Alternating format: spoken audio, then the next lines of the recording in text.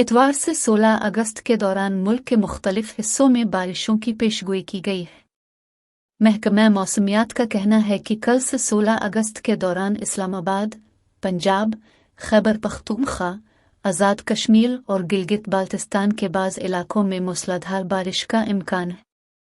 اس کے علاوہ 15 اور 16 اگست کے درمیان ڈیرہ غازی خان، راجن پور، موسیٰ خیل، باکھان، جوگ، قلات اور خزدار میں بارش کی پیشگوئی کی گئی ہے۔ دوسری جانب محکمہ موسمیات کا کہنا ہے کہ کراچی میں کم سے کم درجہ حرارت 26.5 ڈگری سینٹی گریڈ ریکارڈ کیا جا رہا ہے، جبکہ شہر کا زیادہ سے زیادہ درجہ حرارت 30 سے 32 ڈگری سینٹی گریڈ رہنے کا امکان ہے۔ ہوا میں نمی کا تناسب 81% ہے۔ جنوب مغرب سے ہوا کی رفتار 22 کلومیٹر فی گھنٹہ ہے۔